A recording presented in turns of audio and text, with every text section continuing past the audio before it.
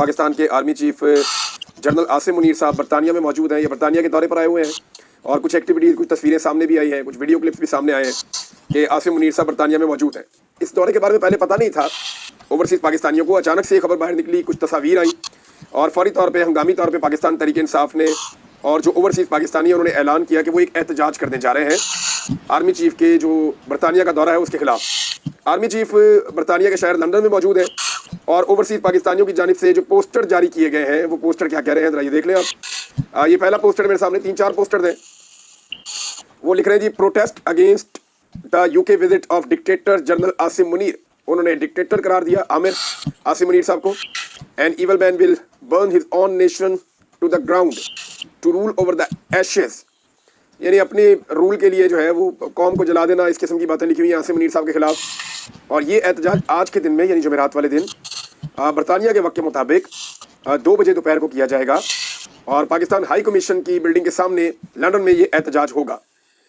इसके अलावा जो है पाकिस्तान तहरीक इंसाफ ने एक और पोस्टर भी जारी किया, वो भी मैं आपको पढ़ के बता देता हूँ ताकि आपको पता चल जाए कि तहरीक इंसाफ की तैयारी क्या है। इस पर ओवरसीज़ पाकिस्तानी और पाकिस्तान तहरीक इंसाफ ये एहतजाज कर रहे हैं। इसमें जनाब इमरान खान साहब की फ़ोटो लगाई गई है, साथ आसिम मुनीर साहब की फ़ोटो लगाई गई है और लिखा है जी कि डेमोक्रेसी डाइज इन डार्कनेस, 20 फरवरी Thursday 2 PM, protest against fascism और आसिम मुनीर, यानी आसिम मुनीर साहब की जो फस्तायत है उसके खिलाफ एक एहतजाज होने जा रहा है, organised by Pakistan Tehreek Insaf UK जो पाकिस्तान तहरीक इंसाफ है वो इसको ऑर्गेनाइज कर रही है और ये हाई कमीशन है पाकिस्तान का लंदन में, उसके सामने ये एहतजाज किया जा रहा है। अच्छा, अब ये एहतजाज का ऐलान तो कर दिया और ओवरसीज़ पाकिस्तानी बड़ी तेज़ी से इस पैगाम को फैला रहे हैं। बड़ा जल्दी इसका ऐलान किया गया, लेकिन दूसरी जानिब जो मुझे इत्तला मिली है उसके मुताबिक ओवरसीज़ पाकिस्तानियों को लगातार धमकियाँ भेजी जा रही हैं और उन्हें ये कहा जा रहा है कि ये हमारी रेड लाइन है, किसी सूरत भी एहतजाज ना करें वरना इसके कॉन्सिक्वेंसेस होंगे। लेकिन ओवरसीज़ पाकिस्तानियों ने पहले भी बहुत एहतजाज किए हैं और जिन लोगों से मेरी बात हुई वो ये कह रहे हैं कि पाकिस्तान तहरीक इंसाफ के लोगों से भी बात हुई, वो ये कह रहे हैं कि लोग निकलेंगे, एहतजाज करेंगे, लोग बहुत परेशान हैं, बहुत गुस्से में हैं कि पाकिस्तान में जो कुछ भी हो उसकी जिम्मेदार मिलिट्री एस्टेब्लिशमेंट है और उसकी सरबराही जो है वो पाकिस्तान के आर्मी चीफ आसिम मुनीर साहब कर रहे हैं। ये ओवरसीज़ पाकिस्तानी पहले भी आसिम मुनीर साहब के खिलाफ एहतजाज करते रहे हैं और इन्होंने उनके पोस्टर्स पहले भी कई मरतबा उठाए हैं। अमेरिका में एक एहतजाज, जब आसिम मुनीर साहब दौरा कर रहे थे अमेरिका का पहले, तो एक एहतजाज प्लान हुआ था, लेकिन उस वक्त पाकिस्तान तहरीक इंसाफ के अंदर ही कुछ लोगों ने उस एहतजाज को रोकने में किरदार अदा किया था और एक दरख्वास्त की गई थी पाकिस्तान तहरीक इंसाफ से कि आप ये एहतजाज ना करें। तो उस वक्त अमेरिका का वो एहतजाज रुक गया था, तो आसिम मुनीर साहब को ये कामयाबी हुई थी। इससे पहले मैंने तो कभी ऐसे नहीं देखा कि पाकिस्तान का आर्मी चीफ बैरून मुल्क जाए और वहाँ पे ओवरसीज़ पाकिस्तानी उस आर्मी चीफ के खिलाफ एहतजाज करे। ये अपनी नौयत का एक अलग और अनोखा वाक़या है, इससे पहले मैंने ऐसा नहीं देखा। लेकिन ओवरसीज़ पाकिस्तानियों को धमकाया भी जा रहा है, उन्हें बताया जा रहा है कि इसके नतायज आपको भुगतना होंगे अगर आप आसिम मुनीर साहब के खिलाफ एहतजाज करेंगे, लेकिन दबाव बहुत ज़्यादा है। यानी एक तरफ जो एम्बेसी है पाकिस्तान की उसके ऊपर बहुत दबाव है, वहाँ मौजूद जो अफसरान हैं, मिलिट्री अताशी और बाकी लोग, वो लोग बहुत परेशान हैं, वो कंटिन्यूसली सारी रात इसके ऊपर काम करते रहे हैं और कोशिश करते रहे कि किसी तरह ओवरसीज़ पाकिस्तानियों को रोका जाए, लेकिन बज़ाहिर ओवरसीज़ पाकिस्तानी नहीं रुक रहे। और जिन लोगों से बात हुई वो लोग कह रहे हैं कि उम्मीद है कि 2 बजे बड़ी तादाद में लोग आ जाएंगे और आकर एहतजाज करेंगे। हालांकि वर्किंग डे है, वर्किंग डे में लोगों का निकलना मुश्किल होता है, लेकिन देखते हैं कि ओवरसीज़ पाकिस्तानी इसके ऊपर कितना रिस्पॉन्ड करते हैं। तहरीक इंसाफ की ये जो यूके की पार्टी है उनकी ये एहतजाज की कॉल है और उनके साथ साथ कुछ ओवरसीज़ पाकिस्तानियों के ग्रुप्स हैं वो भी इसके अंदर शामिल हैं। कुछ और चीज़ें मैं आपको इसके बारे में कुछ देर तक बताऊँगा, लेकिन इस वीडियो में इतना ही। इसके बाद एक और खबर है, ये साहबजादा हामिद रज़ा साहब का एक दावा है और उन्होंने ये कहा कि 25 या 26 फरवरी को हम इस्लामाबाद में एक अजीमुश्शान कन्वेंशन करने जा रहे हैं जिसमें माशरे के तमाम तबकात के नुमाइंदे शामिल होंगे। हम बड़ी तेज़ी के साथ आगे बढ़ रहे हैं, ये साहबजादा हामिद रज़ा साहब ने ये दावा किया है। उसके साथ साथ उन्होंने एक दावा और किया है, उन्होंने कहा जी जो ग्रैंड अपोजिशन अलाइंस हम बना रहे हैं वो अपने आखिरी मरहले में दाखिल हो गया और किसी भी वक्त हम अनाउंस कर देंगे। इससे पहले मैंने आपको बताया था कि फजलुर रहमान साहब ये चाहते हैं कि उन्हें सरबराही मिले। दूसरा, वो ये चाहते हैं कि खैबर पख्तूनख्वा में जिन हलकों में वो मौजूद हैं, उनके लोग मौजूद हैं, वहाँ पे उनको फंड्स भी दिए जाएँ ताकि वो काम करवाएं लोगों के। तीसरा, वो ये चाहते हैं कि जो आने वाला इलेक्शन है उसमें पाकिस्तान तहरीक इंसाफ उनके साथ सीट एडजस्टमेंट करे। फजलुर रहमान साहब जानते हैं कि तहरीक इंसाफ जहाँ से इलेक्शन लड़ेगी वो जीत जाएगी और उनका तोती बोलता है, क्योंकि फजलुर रहमान ने तो जेल काटी नहीं, इमरान खान ने जेल काटी है और हमारे पश्तून भाई जो है वो बहादुरी और दलेरी को बहुत पसंद करते हैं, लिहाजा वो इमरान खान के साथ पहले से ज़्यादा ताकत से खड़े होंगे। तो फजलुर रहमान साहब जो है वो ये चाहते हैं कि कोई ऐसी सीट एडजस्टमेंट हो जाए। ये सारी चीज़ें हो भी सकती हैं और हो सकता है इनमें से कुछ चीज़ें हो जाए, कुछ ना हो, लेकिन इमरान खान साहब के तहफ़्फ़ुज़ात में ये था कि कहीं ऐसा ना हो कि फजलुर रहमान साहब जो है वो दस्तार अपने सर पर रखें और उसके बाद कुछ सौदा कर लें अपोजिशन का। तो उनके दिमाग में ये चल रहा था, लेकिन इसके बावजूद साहबजादा हामिद रज़ा साहब ने और कुछ और लोगों ने यह दावा किया है कि फजलुर रहमान साहब के साथ भी बात हो चुकी है शाहिद खान अब्बासी साहब हों, उनके साथ, उनकी पार्टी के साथ भी, जो सिंध की पॉलिटिकल पार्टीज हैं जिनमें GDA का एक बड़ा अलाइंस है, उनके साथ भी बातचीत हो चुकी है। अचकदई साहब की पार्टी है, MWM है, और दीगर कुछ पॉलिटिकल पार्टी है, उन सबसे बात हुई है। सिर्फ जमात इस्लामी अपने आप को इस सारे मामले से बाहर रख रही है। जमात इस्लामी का एक बड़ा अजीबोगरीब रवैया रहा है, वो किसी भी अपोजिशन अलाइंस का हिस्सा नहीं बनी, और इस मरतबा भी वो इस अलाइंस का हिस्सा नहीं बनना चाहती।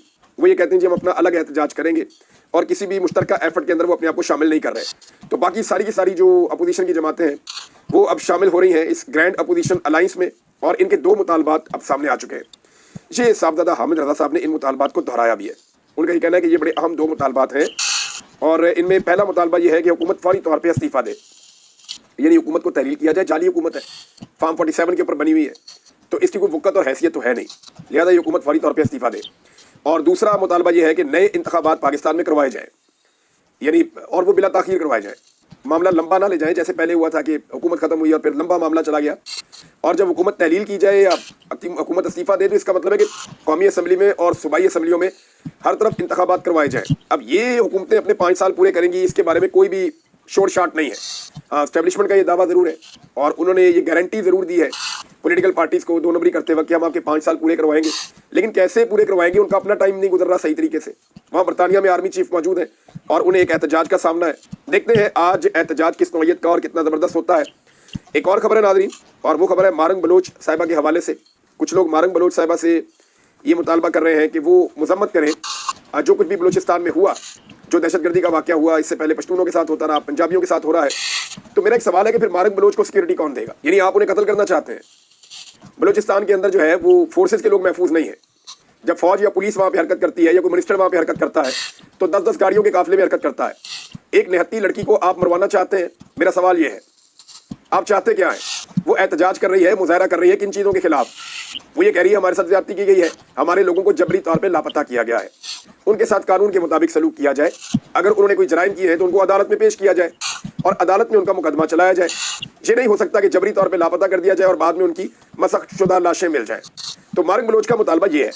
अब एक ऐसी खातून जिनके पास कोई सिक्योरिटी नहीं है, एक ऐसी खातून जिनको स्टेट ने किसी किस्म का प्रोटेक्शन नहीं दिया हुआ, उनसे आप ये कह रहे हैं कि दहशतगर्दी के जो बड़े बड़े वाक़यात हो रहे हैं बलूचिस्तान में, जिनको पाकिस्तान की फौज पूरी तरह से नहीं संभाल पा रही, पाकिस्तान की वहाँ की पुलिस बलूचिस्तान की नहीं संभाल पा रही, तो जब वो इतने बड़े बड़े लोग ये नहीं कर पा रहे हैं और उसकी जिम्मेदारी भी कोई नहीं लेता, यानी बलूचिस्तान में बड़े बड़े दहशतगर्दी के वाक़यात होते हैं, तो कभी आपने सुना है कि कोई ISI का ऑफिसर या कोई कोर कमांडर या कोई बड़ा ऑफिसर जो है उसको फिक्स किया गया हो कि जनाब आपकी जिम्मेदारी थी, ये शहरी पाकिस्तानी है, इनके जान और माल की हिफाजत की जिम्मेदारी आपकी थी, आप कामयाब नहीं हुए, आप नाकाम हुए, बार बार नाकाम हुए, लिहाजा आपको आपके ओहदे से हटाया जाता है, आपकी इंक्वायरी होगी। कभी किसी पुलिस वाले से पूछा गया हो, कभी कभी DPO से, RPO से, IG से पूछा गया हो। इतने इतने बड़े ओहदों के ऊपर वो लोग जिनको तनख्वाहें मिल रही हैं उनकी अकाउंटेबिलिटी नहीं हो रही, लेकिन आपने मारंग बलोच की अकाउंटेबिलिटी करनी है जिसके पास कोई सिक्योरिटी नहीं है, जिसको कोई तनख्वाह नहीं मिल रही। वो बेचारी अपने वसाइल के लिए बात कर रही है, अपने हक के लिए बात कर रही है, जो उनके हुकूक को पामाल किया जा रहा है उसके लिए बात कर रही है।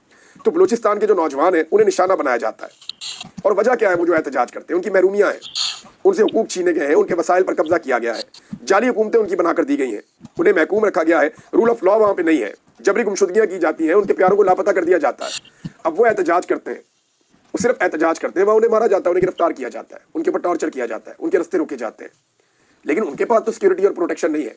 तो आप क्या चाहते हैं कि वो भी दहशतगर्दों के सामने जाकर खड़े हो जाए? तो ऐसा हो नहीं सकता। ये जिम्मेदारी इस रियासत की है कि वो इस लड़ाई को जीते।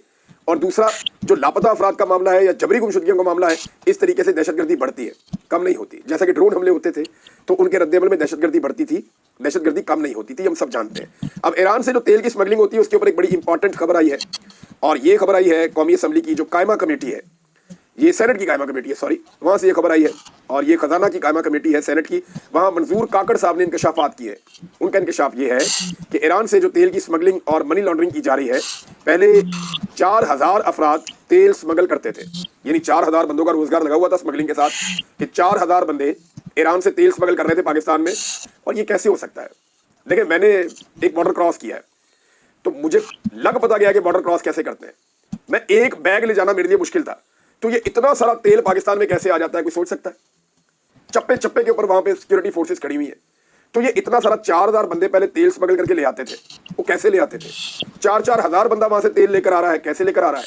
वो वीडियोस तस्वीरें आप देखें, लाइन के अंदर गाड़ियां खड़ी हुई है नीले डब्बों के साथ, बेशुमार उनके अंदर डीजल और पेट्रोल जो है वो ईरानी वहां से स्मगल होकर पाकिस्तान में आ रहा है और यहाँ पे बेचा जा रहा है। ये मार्केट कराची तक चलती है, कराची के करीब तक, पूरे बलूचिस्तान के अंदर ईरानी तेल बिकता है। तो ये क्यों होता है? कोई ना कोई तो है ना जो ये करवा रहा है और इसमें से अपना हिस्सा वसूल रहा है। ऐसा तो हो नहीं सकता कि ये जमीन के अंदर से टनल खोद के ले आते हो। ऐसा भी नहीं हो सकता कि ये सलमानी टोपी पहनते हो, किसी को दिखाई ना दे और अंदर घुस जाए पाकिस्तान के। ऐसा भी नहीं हो सकता कि ये हवा से आ जाते हो, भैया जमीन से गुजर के आते हैं ना गाड़ियों के ऊपर। तो पहले 4000 बंदे थे वो ये कह रहे, और स्मगलर्स थे जो स्मगलिंग का ये काम करते थे। अब ये काम 100 से 200 अफराद है, यानी बंदे छांटी कर दिए गए। 4000 बंदों का रोजगार बंद कर दिया गया, 100 से 200 बंदा चुन लिया गया। ये मंजूर काकड़ साहब कह रहे हैं, मैं नहीं कह रहा। और ये कायमा कमेटी बराए खजाना है सेनेट की, वहां पे ये इंकशाफ हो रहा है।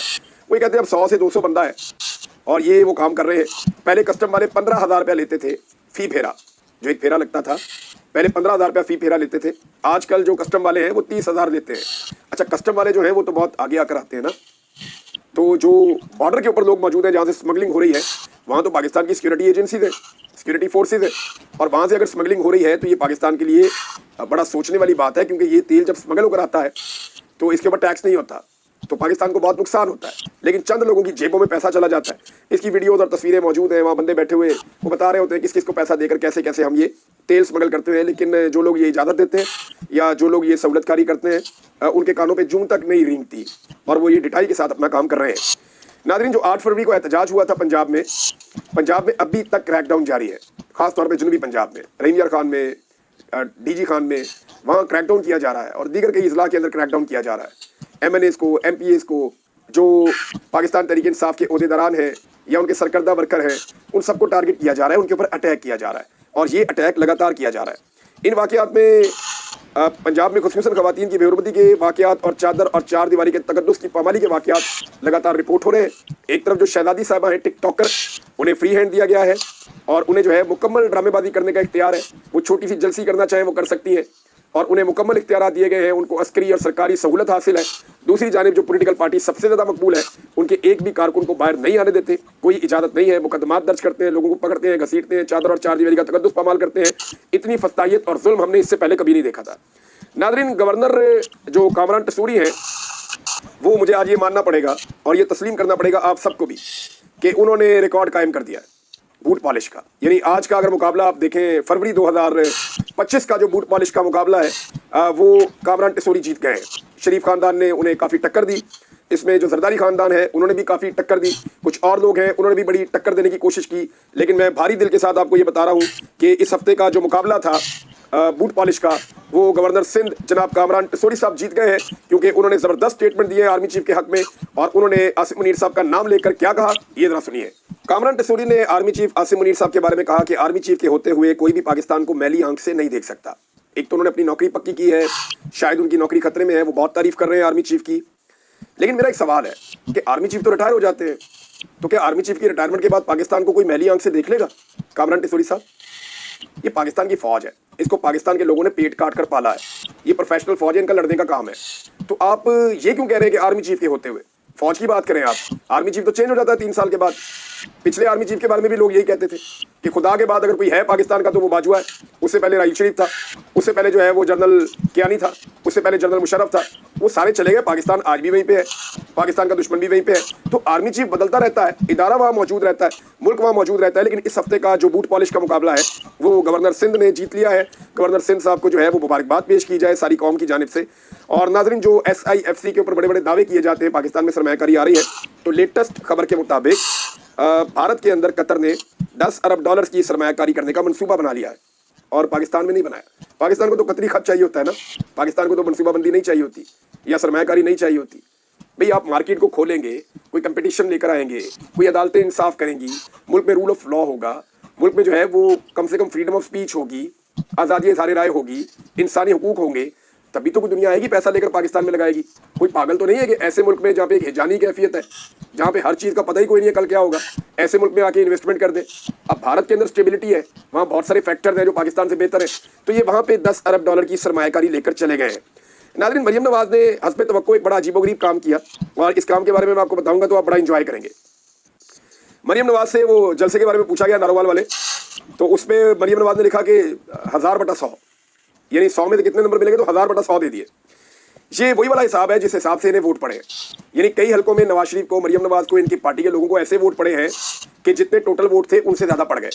यानी 100% होता है ना, मैक्सिमम 100% होता है, तो ये 1000/100 कर दिया इन्होंने, और ऐसा कभी नहीं हुआ आज तक। हिसाब की तारीख का अनोखा कारनामा किया इन्होंने। जैसे इन्होंने गिनती के अंदर अनोखा कारनामा किया ना, जैसे इन्हें अनोखे किस्म के फॉर्म 47 दिए गए, तो इनका हिसाब इसी तरह का है। यानी इनको कुछ नजर ही नहीं आता, ना इनके अंदर अकल है, ना इनके अंदर समझ है। पता नहीं कैसे नौसरबाजों को लाकर पाकिस्तान की मिलिट्री एस्टेब्लिशमेंट ने पाकिस्तान के ऊपर मुसल्लत कर दिया है। मैं तो हैरान होता रहता हूँ देख के। तो नाज़रीन, आज एक एहतजाज है बरतानिया में, यहीं पे मैंने बात शुरू की थी, यहीं पे बात खत्म करता हूँ।